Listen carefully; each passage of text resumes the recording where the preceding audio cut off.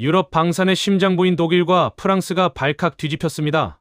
전 세계 지상 무기 시장을 독점하며 오만을 떨던 서유럽 엘리트 카르텔이 단 한 장의 공식 선언문 앞에 완전히 무릎을 꿇었습니다.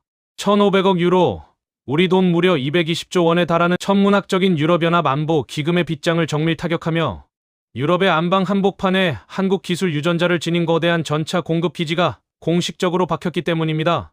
일시적인 미봉책이라며 대한민국을 폄하하던 자들의 거만함은 철저한 조롱거리로 전락했습니다. 시작하기 전 구독과 좋아요, 그리고 대한민국 파이팅 댓글로 한국을 응원해주세요. 저는 한스입니다. 독일과 프랑스의 합작 차세대 지상전투체계 프로젝트에서 전략 수립을 총괄했던 전직 방산관료입니다. 제가 목격한 대한민국이라는 거대한 기적이 서유럽의 독점 판도를 어떻게 초토화했는지 그 잔인하고도 통쾌한 기록을 지금부터 고백하려 합니다. 시간을 돌려 2022년 여름으로 가야 합니다. 러시아와 우크라이나의 전쟁이 발발하면서 동유럽 전체가 극심한 안보 공포에 휩싸였던 바로 그때였습니다.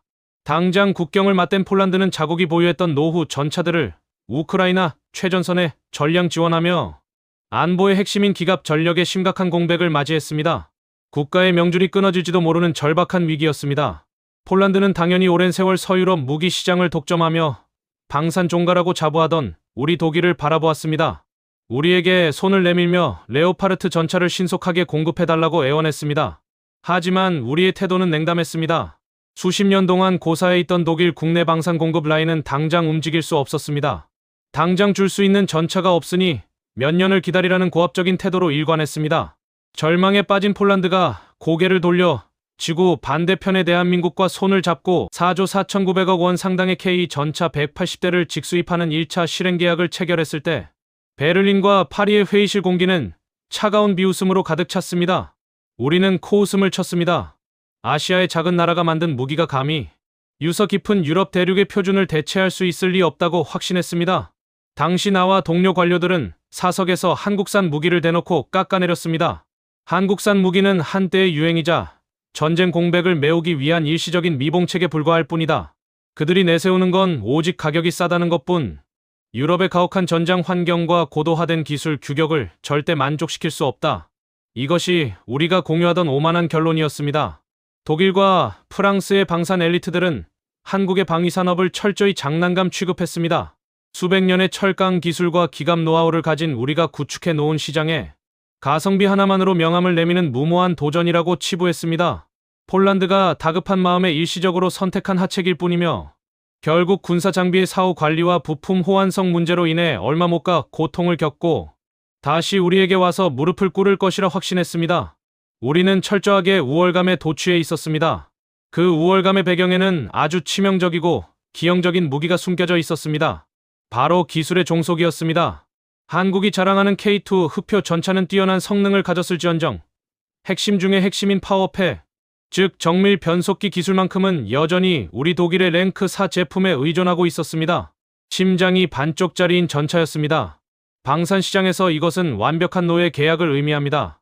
독일산 부품이 단 하나라도 탑재된 무기는 제3국으로 수출될 때 반드시 독일 연방 정부의 대외 수출 통제 승인을 받아야만 합니다. 우리의 허락 없이는 전 세계 그 어디에도 전차를 판매할 수 없다는 뜻입니다. 우리는 이 칼자루를 쥐고 한국을 내려다보았습니다. 한국이 아무리 뛰어난 전차를 조립해봐야 우리가 정치적 기조나 이해관계에 따라 수출 승인을 거부하면 그 즉시 거대한 고철 덩어리로 전락할 운명이었습니다. 우리는 이 종속의 사슬이 영원할 것이라 믿었습니다.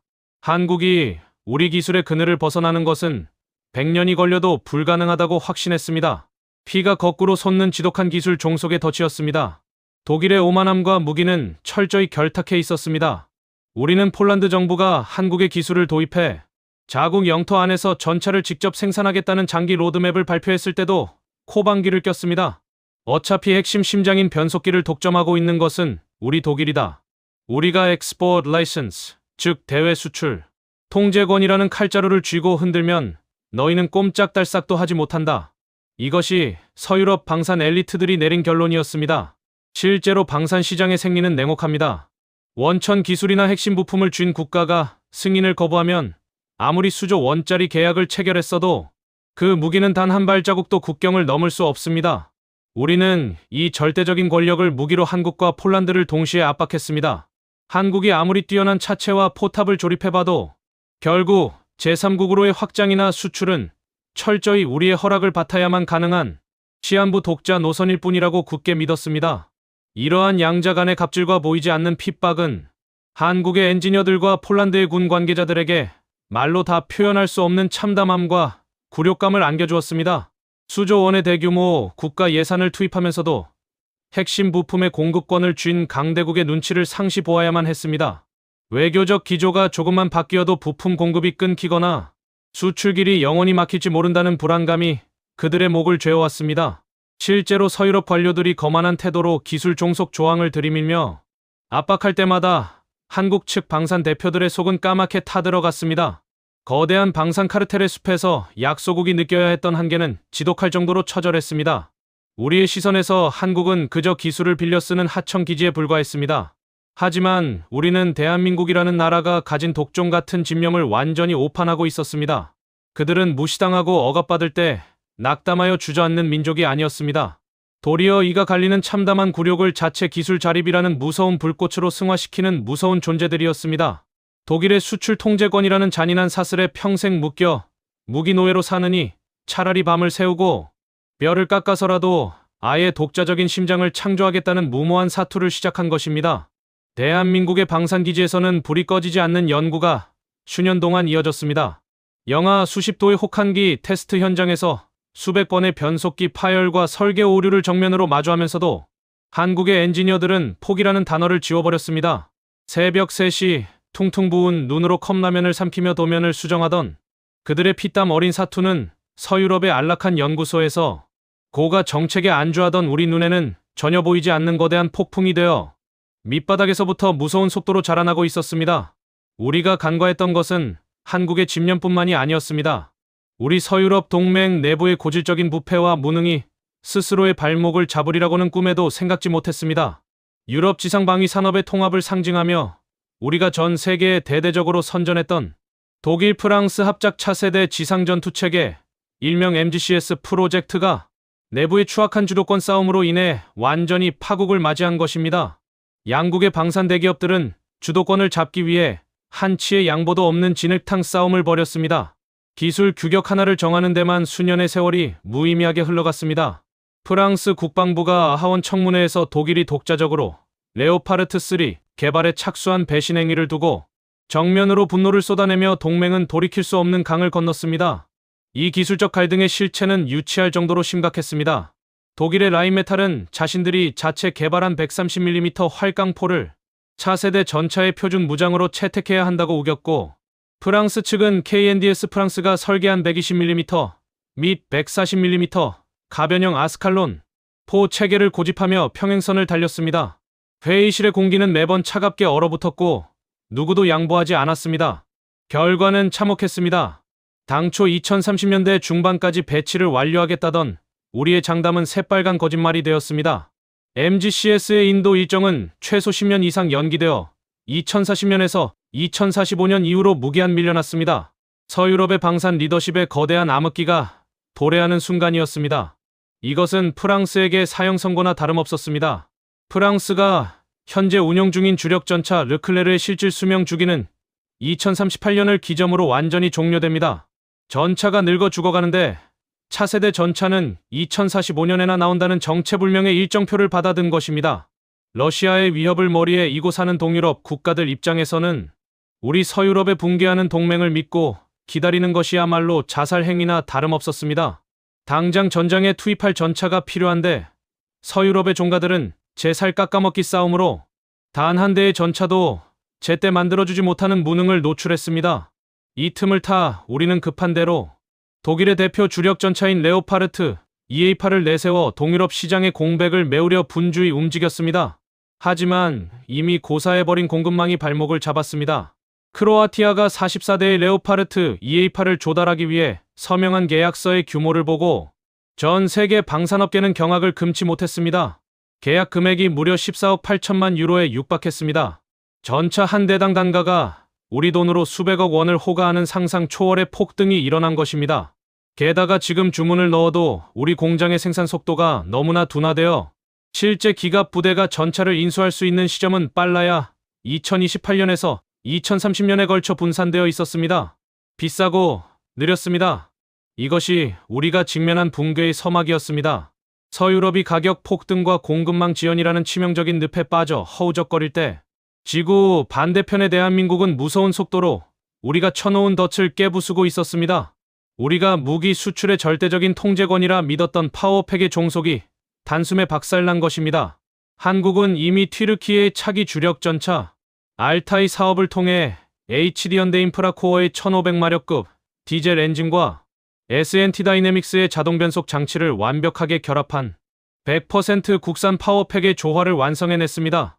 그리고 무자비한 혹한기와 사막의 사격 시뮬레이션 환경 속에서 수만 킬로미터를 달리는 살인적인 검증을 완벽하게 통과하며 기술적 성숙도를 전 세계에 입증했습니다. 현대로템 유럽 방산법인은 공식적으로 선언했습니다. 향후 폴란드 현지에서 순차적으로 인도될 KPL과 모든 연계 전투 지원, 차량군에 완전한 한국산 일체형 파워팩이 탑재될 것임을 대회에 공표한 것입니다. 이 고도화된 기술 주권의 완성은 우리가 쥐고 있던 수출 통제권이라는 강력한 무기를 단숨에 고철로 만들어버렸습니다. 이제 한국은 독일 연방정부의 눈치를 볼 필요도 우리의 까다로운 대회 승인 절차에 종속될 필요도 없이 자신들의 의지대로 전 세계 어디든 무기를 판매할 수 있는 완벽한 자유를 얻게 되었습니다. 여기에 더해 가격 경쟁력의 격차는 돌이킬 수 없는 수준으로 벌어졌습니다. 유럽 내 노동 단가 상승과 고질적인 에너지 파동의 여파로 우리가 생산하는 오리지널 변속기 부품 단가는 단 1년 만에 무려 20% 가까이 폭등했습니다. 반면 완전한 국산 파워팩으로 무장한 한국의 KPL은 유럽발 공급망 리스크에서 완전히 탈피하여 압도적인 가격 안정성과 신뢰성을 확보했습니다. 우리가 자랑하던 부품 독점권이 오히려 우리의 목을 조르는 부메랑이 되어 돌아온 것입니다. 독일의 거부권 행사로부터 완벽히 이탈한 한국은 거침없는 독자 노선을 전개하기 시작했습니다. 피가 거꾸로 솟는 충격적인 역전극이 벌어지고 있었습니다.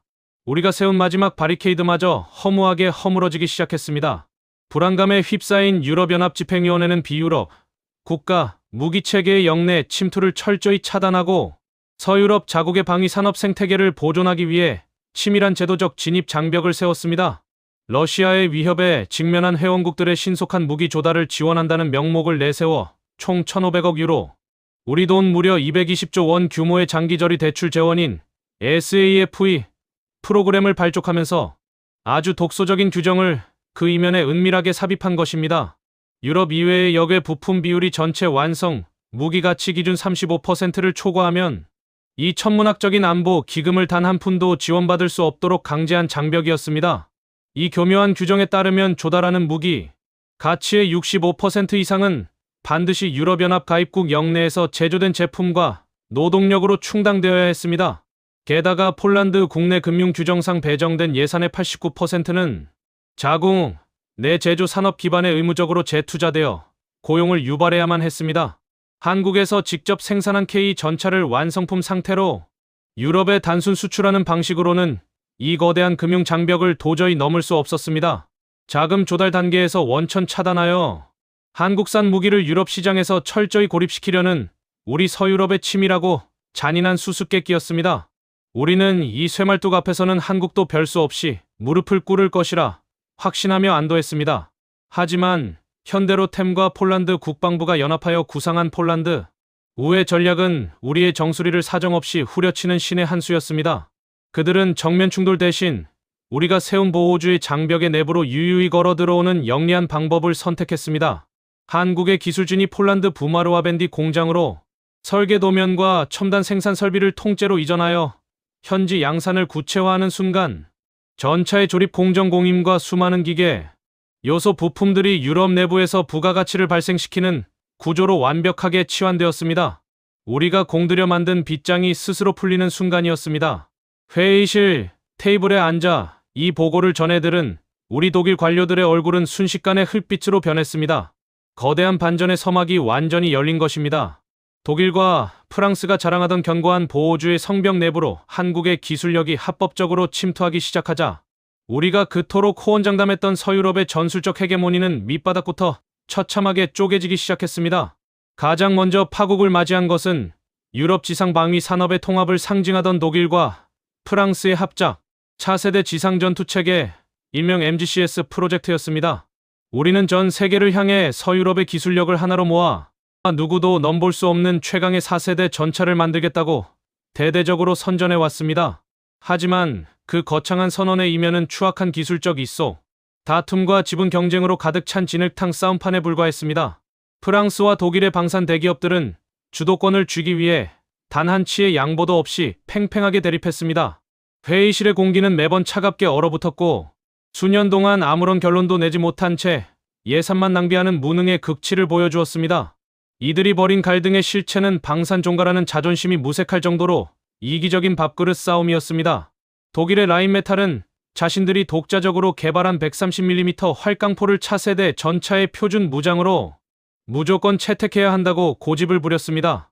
반면 프랑스 측은 KNDS 프랑스가 설계한 120mm 및 140mm 가변형 아스칼론 포 체계를 표준으로 삼아야 한다며 강경하게 맞섰습니다. 양국은 서로의 기술 규격을 수용하는 것을 자국 방산 산업의 굴욕으로 여겼습니다.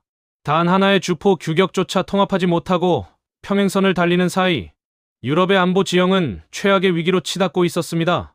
서유럽 엘리트 관료들이 문서 더미 위에서 말싸움을 벌이는 동안 당장 최전선에서 러시아의 위협을 방어해야 하는 동유럽 국가들의 속은 타들어 가다 못해 재가 될 지경이었습니다. 결국 이 거만한 동맹의 결말은 파국이었습니다. 프랑스 국방부는 하원 청문회 공식 석상에서 독일이 뒤로 딴맘을 품고 독자적인 레오파르트 3 개발에 착수한 배신 행위를 거론하며 정면으로 거친 비판을 쏟아내었습니다. 이 치명적인 균열로 인해 당초 2030년대 중반으로 예정되어 있던 MGCS 전차의 전력화 배치는 최소 10년 이상 연기되는 참사로 이어졌습니다. 공식적인 인도 일정이 2040년에서 2045년 이후로 무기한 밀려나 버린 것입니다. 유럽 지상 방위를 책임지겠다던 서유럽의 전략적 리더십이 한순간에 공중분해되며 거대한 전술적 공백이 발생하는 순간이었습니다. 냉혹한 방산 시장에서 납기 지연은 곧 안보의 파멸을 의미합니다. 서유럽의 오만이 스스로 불러온 잔인한 부메랑이었습니다. 독일과 프랑스의 동맹 파탄이 가져온 파장은 생각보다 훨씬 더 파괴적이었습니다. 특히 프랑스에게 이것은 안보의 명줄이 끊어지는 사형 선고나 다름없었습니다. 프랑스 육군이 현재 주력으로 운용 중인 르클레르 전차의 실질적인 수명 주기는 2038년을 기점으로 완전히 종료되기 때문입니다. 전차가 노후화되어 무덤으로 들어갈 시간은 정해져 있는데 이를 대체할 차세대 전차인 MGCS는 2045년에나 겨우 나올지 안 나올지 모르는 정체불명의 일정표를 받아든 것입니다. 전력 공백의 틈새가 무려 7년 이상 벌어지는 치명적인 안보 참사였습니다.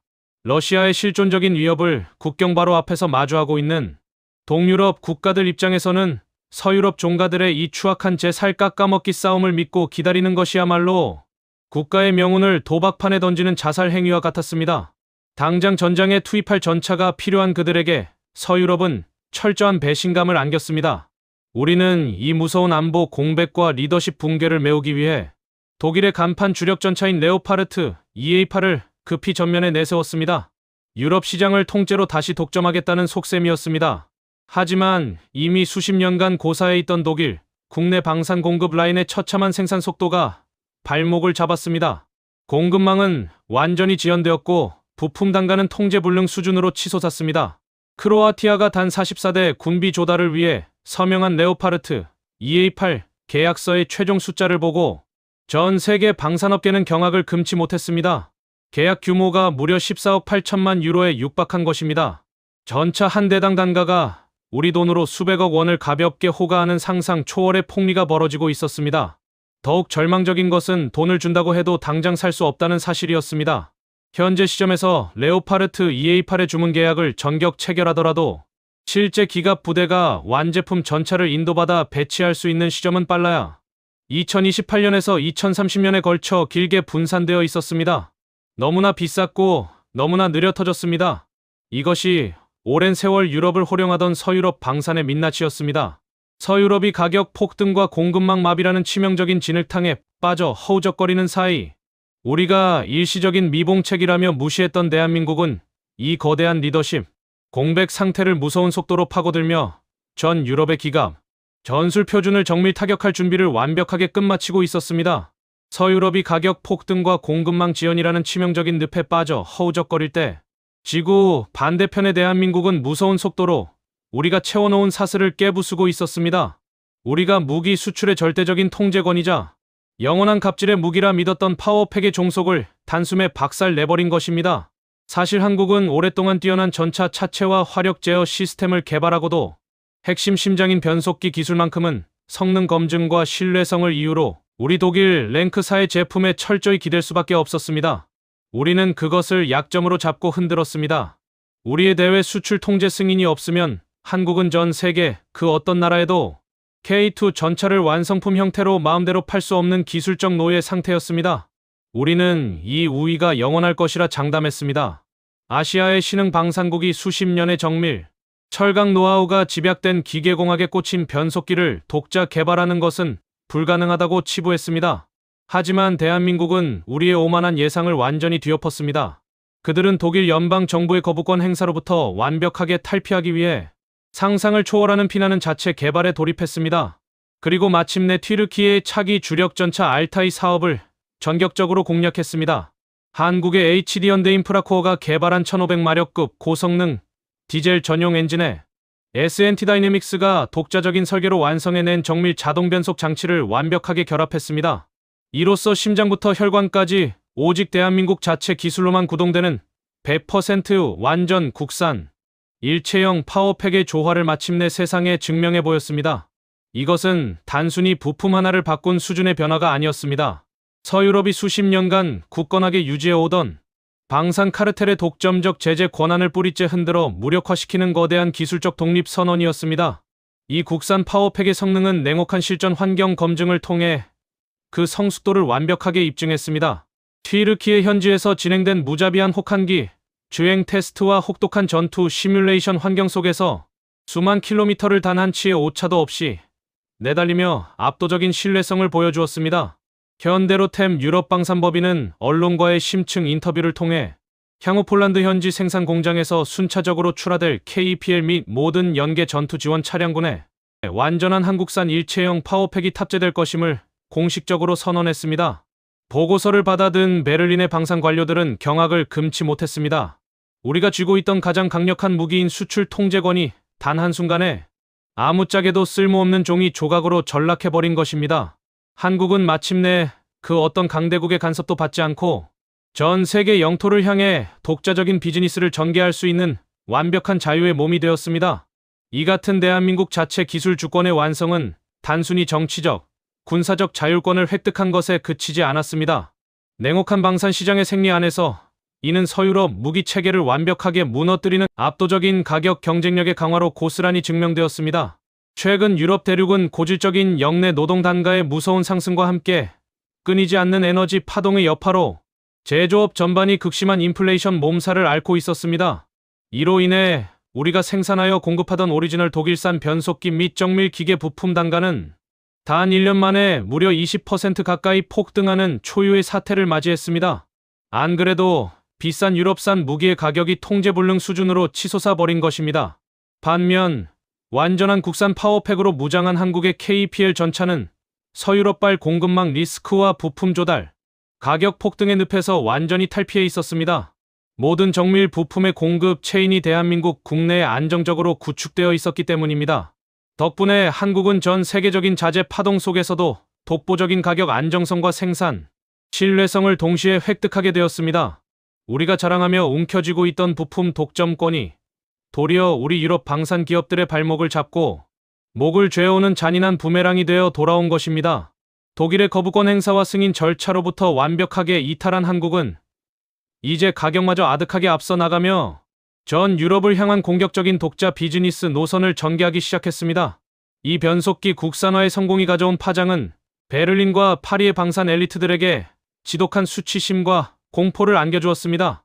과거 우리가 한국 기술은 장난감에 불과하다며 비웃었던 그 오만함이 이제는 전 유럽 무기 시장의 독점 판도를 뿌리째 초토화하는 거대한 칼날이 되어 우리의 심장을 겨누고 있었습니다. 우리가 구축해놓은 공고한 방산 카르텔이 지구 반대편에서 올라온 신흥 강자의 거침없는 질주 앞에 맥없이 바스러지고 있었습니다. 회의실 금속 책상 위에 놓인 한국산 파워팩의 완벽한 검증, 성적표를 바라보던 우리 관료들의 얼굴은 핏기가 사라진 채 하얗게 질려갔습니다. 이미 판도는 뒤집혔고 서유럽이 자랑하던 방산, 헤게모니의 몰락은 멈출 수 없는 기차가 되어 가속도를 붙이고 있었습니다. 기술 주권과 가격 경쟁력을 모두 상실한 우리 서유럽 관료들이 마지막으로 매달린 것은 교묘한 제도적 장벽이었습니다. 불안감에 휩싸인 유럽연합집행위원회는 비유럽 국가 무기체계의 영내 침투를 철저히 차단하고 독일과 프랑스가 장악하고 있는 서유럽 자국의 방위, 산업 생태계를 보존하기 위해 매우 치밀한 진입 장벽을 세웠습니다. 러시아의 위협에 직면한 회원국들의 신속한 무기 조달을 지원한다는 번지르르한 명목을 내세워 총 1,500억 유로, 우리 돈 무려 220조 원 규모의 장기저리 대출 재원인 SAFE 프로그램을 전격 발족한 것입니다. 하지만 이 천문학적인 안보 기금의 화려한 이면에는 비유럽산 무기가 유럽 땅에 발을 붙이지 못하게 만들려는 치밀하고도 잔인한 독소 조항이 은밀하게 숨겨져 있었습니다. 우리가 설계한 SAFE 기금의 집행 규정은 냉혹했습니다. 유럽 이외의 역의 부품 비율을 전체 완성 무기 가치 기준 최대 35%로 엄격하게 제한해버린 것입니다. 즉, 조달하는 무기 가치의 65% 이상은 반드시 유럽연합 가입국이나 영내에서 제조된 제품과 노동력으로만 충당되어야 한다는 강제 소비 조항이었습니다. 여기에 더해 폴란드 국회와 정부의 까다로운 금융 규정까지 우리에게 유리하게 작용했습니다. 배정된 예산의 무려 89%를 자국 내 제조, 산업 기반에 의무적으로 재투자하여 고용을 유발해야만 한다는 규정이었습니다. 이 두 가지 장벽이 결합하자 완벽한 쇠말뚝이 되었습니다. 대한민국에서 직접 생산한 K2 전차를 완제품 상태로 유럽 시장에 단순 수입 판매하는 전통적인 직수출 방식은 자금 조달 단계에서부터 원천 차단될 위기에 봉착한 것입니다.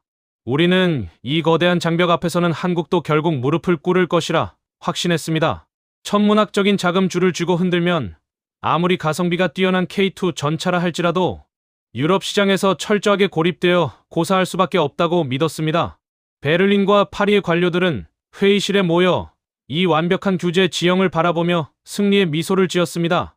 돈줄을 막아 아시아의 신흥 강자를 주저앉히려는 우리 서유럽 엘리트 카르텔의 치밀한 금융 공작이었습니다. 이 규제라는 쇠사슬을 끊어내는 것은 그 어떤 뛰어난 무기 제조 기술을 가진 나라라 할지라도 절대 불가능해 보였습니다. 우리는 마침내 유럽 무기 시장의 독점권을 영원히 지켜냈다고 생각하며 깊은 안도의 한숨을 내쉬었습니다. 하지만 현대로템과 폴란드 국방부가 연합하여 구상한 폴란드 우회 전략은 우리의 정수리를 사정없이 후려치는 신의 한 수였습니다. 그들은 정면 충돌 대신 우리가 세운 보호주의 장벽의 내부로 유유히 걸어 들어오는 영리한 방법을 선택했습니다. 한국의 기술진이 폴란드 글리비체 소재 부마르와 밴디 공장으로 설계 도면과 첨단 생산 설비를 통째로 이전하여 현지 양산을 구체화하는 순간 모든 규제 지형이 뒤흔들렸습니다. 전차의 조립 공정 공임과 수많은 기계, 요소 부품들이 유럽 내부에서 부가가치를 발생시키는 구조로 완벽하게 치환된 것입니다. 우리가 공들여 만든 빗장이 스스로 풀리는 순간이었습니다. 회의실 테이블에 앉아 이 보고를 전해들은 우리 독일 관료들의 얼굴은 순식간에 흙빛으로 변했습니다. 거대한 반전의 서막이 완전히 열린 것입니다. 이 폴란드 우회 전략의 핵심은 우리가 만든 SAFE 규제 규정을 역으로 이용해 완벽한 면죄부를 받아내는 것이었습니다. 한국의 원천 제조 기술과 설비가 부마르와 밴디 공장에 성공적으로 이식되면서 현지에서 조립되는 전차는 유럽 영토 안에서 노동력을 고용하고 부품을 소비하는 구조를 갖추게 되었습니다. 여기에 폴란드 방산 기업들이 자랑하는 전후방 관측 카메라 솔루션, 지상 주행용 관성항법 장치, 그리고 첨단 무선 통신 모듈 등의 기자재를 한국산 차체 및 주포 시스템과 결합하는 일명 폴란드 솔루션 전략이 전격적으로 도입되었습니다. 이 결합을 통해 KPL 전차는 유럽연합이 규정한 역내 부품 비율 65%라는 법적 기준 한도를 완벽하게 충족하게 되었습니다. 결과적으로 KPL은 유럽연합 법적 기준상 아무런 하자가 없는 완벽한 메이드 인 EU 인증을 조장하며 합법적인 유럽산 무기의 지위를 획득하게 되었습니다. 아시아의 무기를 막기 위해 세운 우리 서유럽의 보호주의 장벽 내부에서 도리어 한국의 기술 유전자를 지닌 괴물이 탄생한 것입니다. 이로 인해 향후 KPL 전차를 조달하여 기갑 전력을 교체하려는 루마니아, 슬로바키아 등의 주변 잠재 협력 국가들은 아무런 규제 제약 없이 유럽연합의 1,500억 유로 규모 SAF 기금을 전액적이 대출받아 무기를 살 수 있는 우호적인 금융 환경을 누리게 되었습니다. 우리가 한국산 무기를 고립시키기 위해 만든 천문학적인 안보 기금이 도리어 한국 전차의 유럽 대량 보급을 돕는 강력한 금융 고속도로가 되어버린 것입니다. 서유럽 엘리트 카르텔이 설계한 치밀한 덫이 완벽하게 깨어지는 순간이었습니다. 이처럼 폴란드 우회 전략을 통한 금융 규제 돌파는 서유럽의 방산 카르텔에게 지독한 무력감을 안겨주었습니다. 하지만 한국과 폴란드의 연합격공은 여기서 멈추지 않았습니다. 유럽연합의 SAF 기금 규정뿐만 아니라 자국 우선 재투자 89%라는 폴란드 국내 금융 규정까지 완벽하게 충족하며 유럽 내부의 고용시장을 뒤흔들었기 때문입니다. 국가 조달 기금을 수령할 때 예산의 대부분을 수혜국, 국내 산업 기반에 강제 재투자하도록 명시한 법령은 본래 비유럽 방산 기업들이 쉽게 진입하지 못하도록 설계된 아주 까다로운 빗장이었습니다. 그러나 한국의 기술 이전과 현지 공장 인프라 투자가 본격화되면서 이 장벽은 오히려 폴란드 국영방산그룹인 PGG 산하 노동자들의 고용을 강력하게 보장하는 최고의 명분으로 둔갑했습니다. 실제로 부마르와 밴디 공장을 중심으로 제조 라인이 본격 가동되자 폴란드 국내에서는 약 10,000명에 달하는 고숙련 방산 신규 일자리가 창출되는 엄청난 경제적 낙수 효과가 나타났습니다. 25년 동안 전차 신규 양산 기능이 완전히 멈춰서서 몰락해가던 동유럽의 오래된 병기창이 대한민국 현대로템의 전폭적인 기술 설계 전수 덕분에 단숨에 부활한 것입니다. 폴란드 정부와 정계 입장에서는 이 사업을 마다할 이유가 전혀 없었습니다. 자국의 안보 공백을 메우는 동시에 수만 명의 국민을 먹여 살릴 수 있는 거대한 제조업 생태계가 안방 마당에 깔렸기 때문입니다. 독일과 프랑스가 자국 이익에만 눈이 멀어 타국의 방산 주권을 무시할 때 한국은 파트너의 상처를 어루만지며 상생의 생태계를 구축하고 있었습니다. 우리는 이 기적 같은 변화를 베를린의 집무실에서 무기력하게 바라볼 수밖에 없었습니다. 유럽연합 회원국들의 양자 상호 인증 협정이 지연되는 틈을 타 비유럽 부품 조달 비율을 35% 미만으로 묶어 한국의 손발을 자르려던 우리의 출구 전략도 완벽하게 수포로 돌아갔습니다.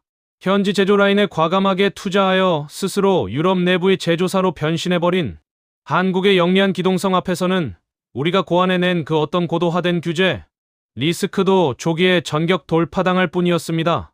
민간 금융을 통한 고액 무기 수출의 신용한도, 도달과 재정 부담 증가로 한국이 머뭇거릴 것이라 예상했던 금융 장벽 역시 폴란드 정부가 정부 간 계약 수출 지원 특별법을 신속하게 제정하며 국가 간 직접 보증 라인을 가동하는 바람에 가볍게 무너져 내렸습니다. 서유럽의 오만함이 만든 방산 성벽이 대한민국이라는 거대한 폭풍 앞에 완전히 초토화되고 있었습니다.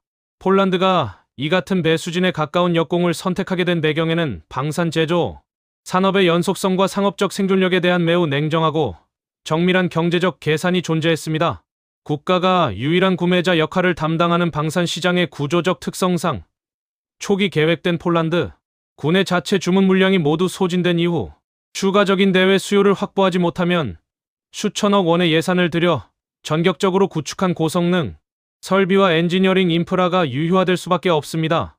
이는 막대한 설비 유지비 손실과 함께 어렵게 살려낸 고숙련 방산 노동력의 유실이라는 끔찍한 참사로 이어지게 됩니다. 따라서 폴란드 정계는 현지 생산 라인의 연속적 기동과 경제적 타당성을 보장하기 위해 유럽 내 해외 시장 개척을 필수 불가결한 전략적 생존 과제로 규정했습니다. 이를 구체화하기 위해 폴란드 국방부와 정치권은 복잡하고 시일이 오래 걸리는 민간 조달 및 행정 절차를 획기적으로 단축할 수 있는 정부 간 계약 수출 지원 특별법 제정을 조속히 추진하고 나섰습니다. 대규모 군사 장비를 도입하려는 글로벌 잠재 국가들이 개별 방산 기업과의 계약보다 판매국 정부가 성능과 신용을 철저히 보장하는 G2G 모델을 압도적으로 선호한다는 점에 착안한 조치였습니다. 폴란드 정부는 대외 방산 수출에 있어 강력한 무기, 금융 및 보증 시스템을 전폭적으로 지원하는 한국과 프랑스의 선진 모델을 적극적으로 벤치마킹하고 있으며 이번 특별법 통과를 통해 군비청의 대외 금융 중개 권한과 수출, 통제 범위를 대폭 강화하겠다는 방침을 수립했습니다. 우리 서유럽이 만든 촘촘한 그물망을 찢어버리기 위해 제도적 칼날까지 날카롭게 갈아둔 것입니다.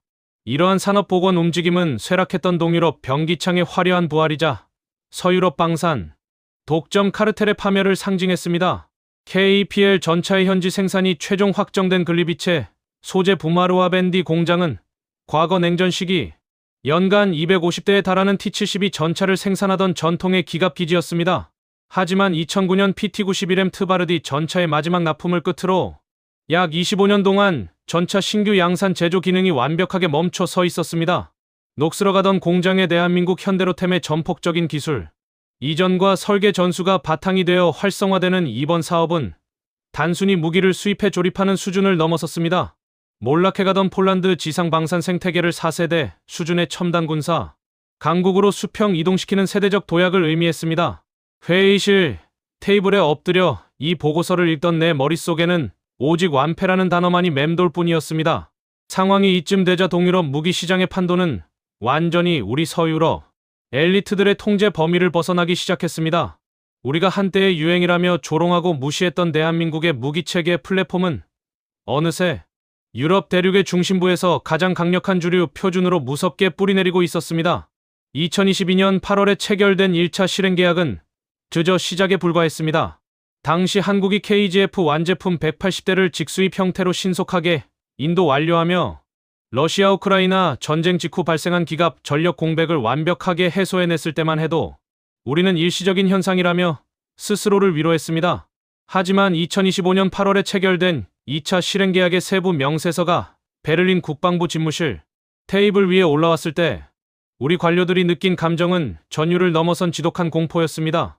그 계약서에 적힌 숫자는 무려 65억 달러, 우리 돈으로 약 9조 5,700억 원에 달하는 단일 무기 계약으로는 상상을 초월하는 대규모 규모였습니다. 더욱이 총 180대의 도입 물량 중 한국 조립 분량인 119대를 제외한 나머지 61대는 앞서 언급한 폴란드, 부마르와 밴디 현지 공장에서 직접 양산하는 조건이 명시되어 있었습니다. 이를 위해 2025년 한 해에만 공장 인프라 투자 전용 자금으로 무려 2억 3천만 달러가 전격 투입되었습니다. 녹이 슬어 완전히 죽어가던 동유럽의 오래된 병기창에 한국의 원천, 제조 기술과 정밀 설비가 통째로 수혈되며 기갑 산업의 거대한 심장이 다시 뛰기 시작한 것입니다. 이는 한국의 원천 기술을 완벽하게 전수받은 폴란드가 향후 유럽 대륙 전체의 K2 전차 창정비 및 유지 보수를 전담하는 거대한 유럽 MRO 허브 기지로 전격 격상됨을 의미했습니다. 우리가 세운 금융 규제와 수출 통제라는 얄팍한 빗장들은 한국과 폴란드의 이 치밀한 제조, 생태계 결합 장벽 앞에서 아무런 힘도 쓰지 못하고 산산조각 났습니다. 폴란드가 장기적으로 구상하고 있는 기갑 소요 로드맵의 최종 도달 목표는 최대 1000대 규모의 대량 증산이었습니다. 규격별 KPL 주력 전차는 물론이고 계열 전투 지원 차량까지 순차적으로 통합하는 거대한 군사 대국화 계획이었습니다. 이 계획이 마침내 완성되는 순간 폴란드는 전차 보유 수량과 기갑, 밀도 면에서 전통의 방산 강국인 우리 독일과 프랑스를 아득하게 상회하는 서유럽 최강의 지상기동 군사 대국으로 우뚝 서게 되는 시나리오였습니다. 안방마당을 통째로 내어주게 된 올라프 숄츠 총리를 비롯한 서유럽 엘리트 관료들에게 이것은 뼈를 깎는 듯한 참담한 패배이자 지독한 수치심이었습니다. 상황이 이 지경에 이르기까지 우리가 굳게 믿고 있었던 서유럽의 방산 카르텔은 아무런 방어벽도 되지 못했습니다. 폴란드가 이끄는 이 거대한 동유럽 기갑 대도약의 시나리오는 단순히 자신들의 안방을 방어하는 방패에 머무르지 않았습니다. 서유럽이 오랜 세월 공고하게 지탱해 오던 방산 지형의 헤게모니를 대륙 중심부에서부터 뿌리째 흔들어 흔적도 없이 밀어내버리는 거대한 역공의 칼날이었습니다. 우리가 기술의 정점에 서서 아시아의 신흥 방산국을 내려다보며 한국산 무기는 가격만 싼 장난감이라며 비웃었던 그 오만함과 거만함은 이제 전 유럽 무기 시장의 독점 판도를 초토화하는 부메랑이 되어 서유럽 엘리트 관료들의 심장을 정밀 타격하고 있었습니다. 우리는 뒤늦게 사태를 파악하고 대책 마련을 위해 베를린과 파리의 안락한 집무실에 모여 비상회의를 소집했습니다.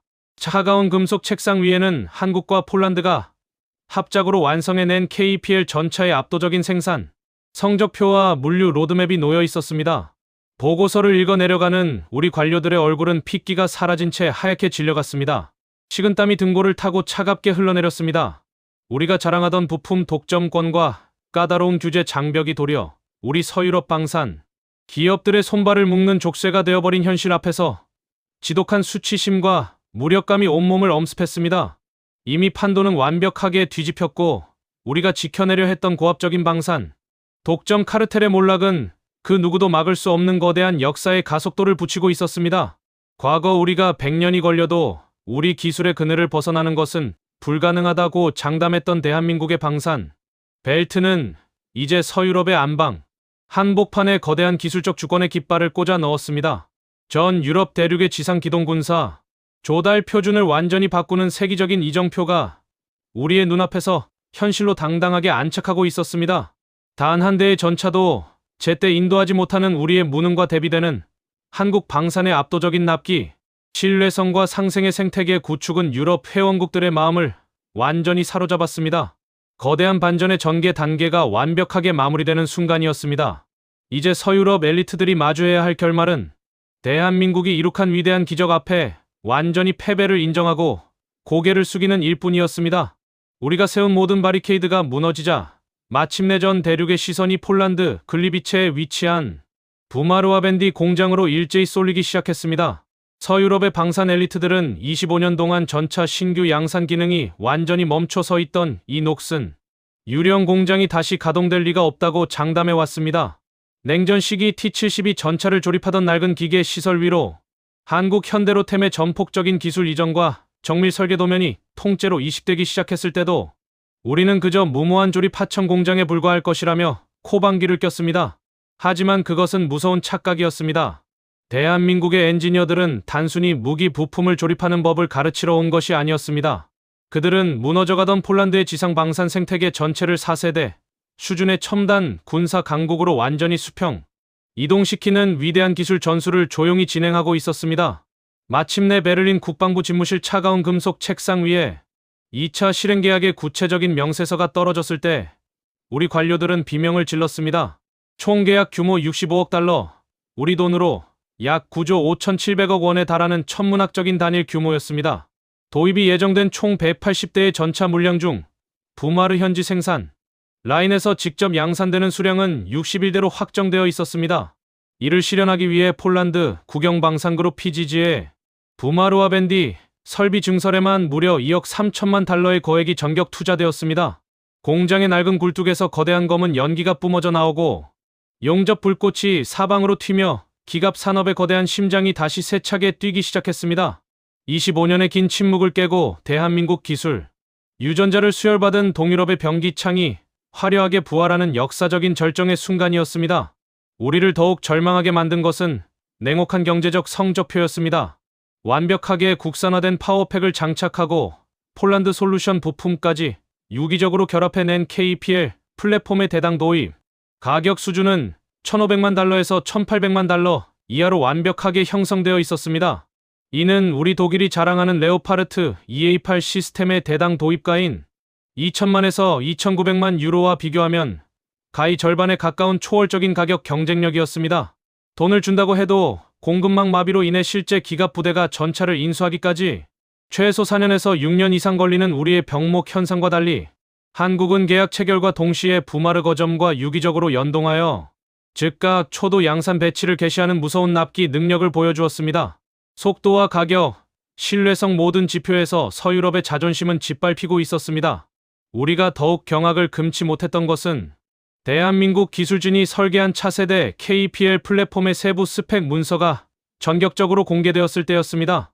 기술의 정점에 서서 아시아의 신흥 방산국을 내려다보던 우리의 오만함은 미래 전장, 환경을 완벽하게 관통한 한국의 첨단 방어 사양 앞에 비참하게 깨어져 나갔습니다. 한국은 현대 전장의 핵심 게임 체인저로 급부상한 우크라이나식 드론, 전술과 비대칭 위협을 방어하기 위해 세계 최초로 전차 전용 상부, 능동 드론 교란, 전자기 잼머 시스템을 포탑 상부의 기본 사양으로 전격 탑재해 두었습니다. 여기에 사방 360도를 빈틈없이 감시하는 도시명 상황, 인식 센서와 날아오는 대전차 미사일을 요격하는 능동 방어 체계인 KAPS까지 완벽하게 표준 설계로 통합해둔 상태였습니다. 반면 우리 독일이 자랑하던 레오파르트 EA8 시스템은 여전히 구시대적인 수동 중장갑, 판넬 위주의 방어력에만 집착하고 있었습니다. 급한 대로 이스라엘제 트로피 능동방어 시스템을 부가적으로 장착하는 미봉책을 내세웠으나 이로 인해 전차의 중량은 통제불능 수준으로 무거워졌고 가격은 천정부지로 치솟는 최악의 악순환을 겪고 있었습니다.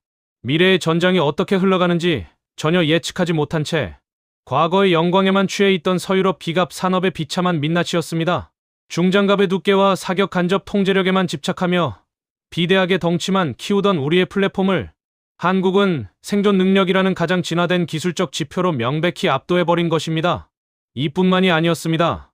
우리가 오랜 세월 구축해 놓았던 기술 이전 및 라이선스 권한에 대한 고압적인 태도 역시 한국의 파격적인 상생, 비즈니스 모델 앞에 완벽하게 파탄을 맞이했습니다. 우리는 레오파르트 전차를 수출할 때 구매국에게 제한적인 부품 하청 조립이나 단순 유지, 보수 권한만을 부여하며 철저하게 정비 주권을 통제해왔습니다. 무기를 산 국가들이 평생 우리 독일의 부품 공급망에 종속되어 우리 눈치만 보게 만들려는 철저한 갑질 카르텔이었습니다. 하지만 한국은 폴란드에게 폴리시 솔루션을 전격 채택해 주었습니다. 원천 생산 노하우와 설계 도면을 통째로 전수하며 폴란드군에게 완벽한 정비 주권과 독자 노선의 권한을 아낌없이 부여한 것입니다. 파트너 국가를 철저히 존중해주는 한국식 동반 성장 시스템 앞에 서유럽의 폐쇄적인 카르텔은 흔적도 없이 무너져 내리고 있었습니다. 독일과 프랑스가 세운 완벽한 금융 규제와 보호주의의 장벽은 한국과 폴란드가 구상한 치밀한 합작 전략 앞에 완벽하게 무력화되었습니다. 유럽연합 회원국들의 예산을 묶어 비유럽산 무기를 배척하려던 우리의 계획은 완벽한 오판이었습니다. 한국의 원천 제조 기술과 정밀 설계, 설비가 폴란드 글리비체의 부마로와 밴디 공장으로 통째로 수혈되어 현지 양산이 본격화되는 순간 우리가 고안해낸 모든 독소 조항은 스스로 해제되었습니다. 전차의 조립 공정 공임과 핵심 부품들이 유럽 내부에서 소비되며 부가가치를 발생시키는 영리한 구조적 치환이 일어났기 때문입니다. 여기에 폴란드 방산 기업들이 생산하는 전후방 관측 카메라와 지상 주행용 관성항법 장치, 그리고 첨단 무선 통신 모듈 등의 기자재가 한국산 차체 및 주포 시스템과 결합하는 일명 폴란드 솔루션 전략이 전격적으로 적용되었습니다. 이 치밀한 결합을 통해 KPL 전차는 유럽연합이 규정한 역내 부품 비율 65%라는 까다로운 법적 가치 기준을 완벽하게 충족하게 되었습니다. 규제 당국조차 감히 부정할 수 없는 완벽한 Made in EU 인증을 합법적으로 획득해버린 것입니다. 아시아의 강자를 막기 위해 우리가 세웠던 보호주의 장벽의 가장 안전한 내부에서 도리어 한국의 기술, 유전자를 지닌 신흥 기갑 괴물이 탄생한 순간이었습니다. 결과는 서유럽 엘리트 카르텔의 완벽한 전략적 패배였습니다. 이제 KPL 전차를 조달하여 노후화된 소련제 전차를 은퇴시키고 기갑 부대를 전면 교체하려는 루마니아, 슬로바키아 등의 주변 잠재 협력 국가들은 아무런 규제 제약이나 금융 불이익 없이 유럽연합의 1,500억 유로 규모 SAFE 기금을 전액 저리로 대출받아 무기를 살 수 있는 우호적인 환경을 마음껏 누리게 되었습니다. 우리가 한국산 무기를 고립시키고 자국 방산 생태계를 보존하기 위해 만든 천문학적인 안보 기금이 도리어 한국 전차의 유럽 대량 보급을 가속화하는 가장 강력한 자금 줄이자 고속도로가 되어버린 것입니다. 베를린과 파리의 관료들이 모인 회의실 공기는 이 충격적인 반전 앞에 한순간에 얼어붙었습니다. 우리가 친 덫에 우리가 걸려 넘어진 지독하고도 처절한 패배의 절정이었습니다. 마침내 2026년 6월 말 폴란드 정계의 공식 선언이 전 대륙의 허공을 갈랐습니다. 폴란드 하원 국방위원회 안제이 그집 위원장이 자국 매체와의 심층 인터뷰를 통해 전 세계를 향해 전격적으로 공표한 내용이었습니다. 폴란드 현지 공장에서 생산되는 한국 기술 기반의 KPL 주력 전차를 폴란드군 전용으로만 제한하지 않겠다. 유럽 내 제3국으로 직접 역수출하겠다. 이 한 문장의 공식 선언은 유럽 지상 무기 시장의 주도권 지형을 뿌리째 흔들어 놓았습니다. 전통적인 방산 강국인 우리 독일과 프랑스의 안방인 유럽 대륙 한복판에 대한민국의 기술, 유전자를 지닌 거대한 전차, 공급 기지가 공식적으로 박히는 충격적인 역사적 순간이었습니다. 이 주도적인 역수출 선언은 단순한 방산 영토의 물리적 확장을 뜻하지 않았습니다. 오랜 세월 서유럽이 지탱해 오던 고가 정책과 엄격한 대외 이양, 통제라는 고압적이고 폐쇄적인 방산 카르텔에 대항하여 뛰어난 무기 가치와 신속한 전력화의 신뢰성, 그리고 무엇보다 파트너 국가의 방산, 기술 주권을 철저히 존중해준 대한민국식 동반 성장 시스템이 거둔 대대적인 승리였습니다. 폴란드를 전초기지 삼아 형성된 이 거대한 기갑 지형은 마침내 구시대적이었던 독프 동맹의 전차 헤게모니를 대륙 중심부에서 완벽하게 밀어내고 있었습니다. 전 유럽 대륙의 전술 및 군사 조달 표준을 완전히 바꾸는 세기적인 이정표가 우리의 눈앞에서 현실로 당당하게 안착하고 있었습니다. 우리는 패배했습니다. 베를린의 국방부 집무실 차가운 금속 책상에 앉아 이 공식 선언문을 읽어 내려가는 우리 관료들의 얼굴은 핏기가 사라진 채 하얗게 질려갔습니다. 식은땀이 등골을 타고 차갑게 흘러내렸습니다. 과거 우리가 한국 기술은 장난감에 불과하다며 비웃었던 그 오만함이 이제는 전 유럽 무기 시장의 독점 판도를 초토화하는 부메랑이 되어 우리의 심장을 관통하고 있었습니다. 우리가 구축해 놓은 공고한 방산 카르텔이 지구 반대편에서 올라온 신흥 강자의 거침없는 질주 앞에 맥없이 바스러지는 현실을 보며 지독한 수치심과 무력감이 온몸을 엄습했습니다. 이미 판도는 완벽하게 뒤집혔고 우리가 지켜내려 했던 서유럽의 독점적 지위는 흔적도 없이 무너져 내리고 있었습니다. 우리는 이 참혹한 패배 앞에서 비로소 고개를 들어 대한민국이라는 나라를 다시 바라보게 되었습니다. 과거 우리가 무기 수출의 절대적인 통제권이라 믿었던 파워팩 기술 종속의 사슬을 끊기 위해 그들의 엔지니어들이 창원의 방산 벨트에서 밤낮 없이 흘렸던 피땀의 무게를 이제야 이해하게 된 것입니다. 우리가 안락한 집무실에서 고가 정책의 이권 싸움에 눈이 멀어 있을 때 한국의 연구원들은 새벽 3시 컵라면을 삼키며 수백 번의 변속기 파열 시험을 온몸으로 받아내고 있었습니다. 포기하면 영원히 종속된다는 그 절박함 하나로 가혹한 혹한기와 사막의 사격, 시뮬레이션을 묵묵히 버텨낸 그들의 헝그리 정신은 단순히 기계를 만드는 공학을 넘어 한 나라의 주권을 지키겠다는 간절함 그 자체였습니다. 이제 서유럽의 방산 엘리트들은 오만함을 내려놓고 완패를 인정하며 고개를 숙여야 합니다. 우리가 세운 치밀한 규제와 보호주의 장벽을 역으로 이용해 완벽한 메이드 인 EU 인증을 조장하고 1,500억 유로 규모의 SAF 안보 기금을 한국 전차 보급의 고속도로로 만들어버린 그들의 영리한 기동성 앞에 우리는 완벽하게 패배했습니다. 대한민국이 이룩한 이 위대한 기적은 단순히 쇠붙이와 화력의 승리가 아닙니다. 무기를 구매하는 파트너 국가의 정비 주권과 기술 자립을 철저히 존중하고 안보 위기 속에서 상생의 생태계를 함께 구축해 나간 인간 중심의 가치가 거둔 숭고한 승리였습니다. 우리는 돈과 통제권만을 바라보았지만 한국은 신뢰와 간절함을 무기로 전 유럽 대륙의 마음을 완전히 사로잡았습니다. 이 보고서를 덮으며 제 등골을 타고 차가운 식은땀이 다시 흘러내렸습니다. 과거 우리가 100년이 걸려도 우리 기술의 그늘을 벗어나는 것은 불가능하다고 장담했던 대한민국의 지상방산 생태계는 이제 서유럽의 안방 한복판의 가장 강력한 주류 표준으로 우뚝 섰습니다. 전 유럽 대륙의 지상기동군사 조달 지형을 완전히 바꾸는 세기적인 이정표가 우리의 눈앞에서 현실로 당당하게 안착하고 있었습니다. 단 한 대의 전차도 제때 인도하지 못하는 우리의 무능과 대비되는 한국 방산의 압도적인 납기, 신뢰성과 상생의 정신은 유럽 회원국들의 미래를 바꿀 유일한 열쇠였습니다.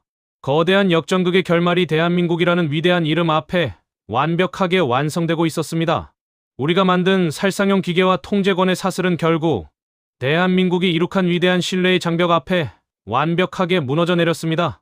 이제 전 유럽 대륙의 방산 지형은 한국을 중심축으로 삼아 남북을 잇는 거대한 K기갑, 회랑의 시대로 전격 진입하고 있습니다. 독일과 프랑스가 자국 이익에만 눈이 먼저 타국의 안보 주권을 짓밟을 때 한국은 파트너 국가의 방산기술 주권을 철저히 존중하며 대륙의 마음을 완벽하게 사로잡았습니다. 수십 년간 공고하게 유지되어 오던 서유럽의 폐쇄적인 독점 카르텔은 흔적도 없이 사라졌습니다. 그 자리에 가장 뛰어난 무기 가치와 압도적인 납기, 신뢰성으로 무장한 대한민국의 위대한 깃발이 당당하게 꽂혔습니다. 우리는 완패했습니다. 그리고 이 기적 같은 역전극 앞에 경외감을 담아 고개를 숙입니다. 대한민국이 전 유럽의 전술 표준을 장악하며 이룩한 이 위대한 방산 기적은 단순히 뛰어난 기계가 거둔 승리가 아닙니다. 어떤 핍박과 규제의 장벽 앞에서도 결코 포기하지 않고 밤낮으로 피땀을 흘린 엔지니어들의 간절함이 거둔 숭고한 주권의 승리였습니다. 서유럽의 오만한 엘리트들이 세운 촘촘한 그물망을 완벽한 전략과 압도적인 기술력으로 찢어발긴 대한민국의 위대한 질주는 이제 그 누구도 막을 수 없는 거대한 역사가 되었습니다. 안방 마당을 통째로 내어주며 무릎을 꿇은 우리 서유럽의 몰락은 지독할 정도로 참혹했지만 대한민국이 보여준 상생과 신뢰의 정신은 전 세계 방산 시장의 판도를 바꾸는 거대한 축복이었습니다. 이 통쾌하고 위대한 기적의 역사는 영원히 기억될 것입니다. 이 자랑스러운 이야기를 주변에 널리 공유해 주세요. 작은 자부심이 큰 힘이 됩니다. 구독과 좋아요도 부탁드립니다. 지금까지 한국의 일침이었습니다. 감사합니다.